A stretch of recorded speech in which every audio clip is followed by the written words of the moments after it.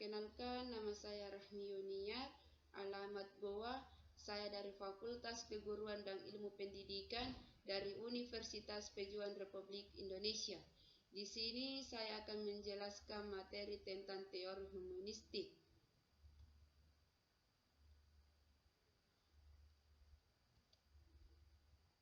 Pertama-tama, izinkan saya menjelaskan definisi teori humanistik terlebih dahulu. Yang pertama yaitu manusia, kepribadian, dan potensi. Teori humanistik adalah teori yang lebih melihat pada sisi perkembangan kepribadian manusia. Pendekatan ini melihat kejadian yaitu bagaimana manusia membangun dirinya untuk melakukan hal-hal yang positif atau potensi diri. Ada juga pandangan tokoh dari teori humanistik. Yang pertama dari Abraham Maslow adalah tokoh gerakan psikologi humanistik di Amerika. Walaupun ia memperoleh pendidikan di kalangan behavioristik, Maslow juga mampu mengenal pandangan komprehensif tentang perilaku manusia, kontribusi yang diterapkan kegiatan belajar. Ada juga pandangan dari Carl Rogers. Rogers menyampaikan 3 unsur pokok pada diri individu. Yang pertama yaitu organisme, yakni orang secara penuh. Kedua yaitu medan fenomena, yakni totalitas pengalaman. Dan ketiga yaitu diri sendiri yang ideal dan diri sendiri yang dinyatakan di mana orang itu akan berada. Ada juga prinsip dari teori belajar humanistik terbagi atas 4. Yang pertama yaitu manusia mempunyai belajar alami. Kedua yaitu belajar signifikan terjadi apabila materi pembelajaran dirasakan murid mempunyai referensi dengan maksud tertentu. Belajar yang menyangkut perubahan di dalam referensi mengenai dirinya. Tugas belajar yang mengancam diri ialah lebih mudah dirasakan bila ancaman itu kecil. Ada juga aplikasi dari teori belajar humanistik. Aplikasi teori humanistik lebih menunjukkan pada ruh atau spirit. Selama proses pembelajaran yang mewarnai metode-metode yang diterapkan, peran guru dalam pembelajaran humanistik adalah fasilitator bagi para siswa, sedangkan guru memberikan motivasi, kesadaran mengenai makna belajar dalam kehidupan siswa. Guru memfasilitasi pengalaman belajar kepada siswa dan mendampingi siswa untuk memperoleh tujuan pembelajaran.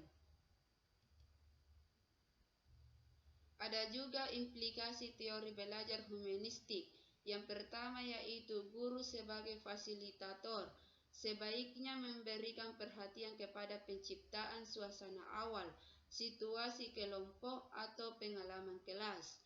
Fasilitator membantu untuk memperoleh dan memperjelas tujuan-tujuan perorangan di dalam kelas dan tujuan-tujuan kelompok yang bersifat umum.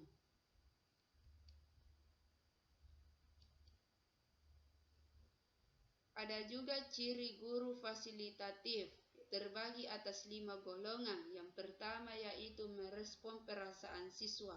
Kedua yaitu menggunakan ide-ide siswa untuk melaksanakan interaksi yang sudah dirancang, berdialog dan berdiskusi dengan siswa, menyesuaikan isi kerangka berpikir siswa, dan terakhir yaitu menghargai siswa. Ada juga kelebihan dan kekurangan dari teori belajar humanistik.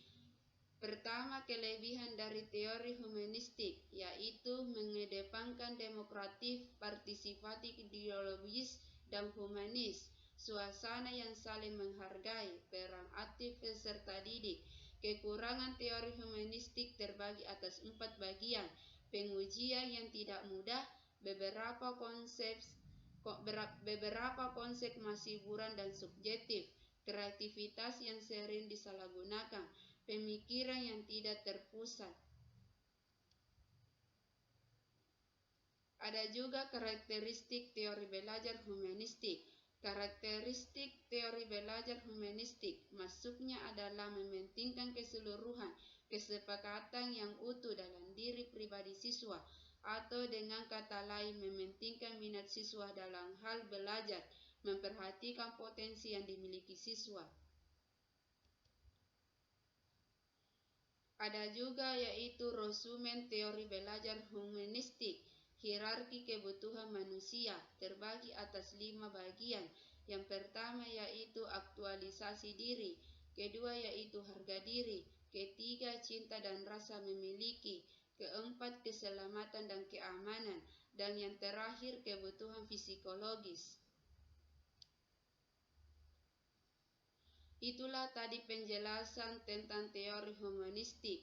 Kurang dan lebihnya mohon dimaafkan. Sekian dari saya. Assalamualaikum warahmatullahi wabarakatuh.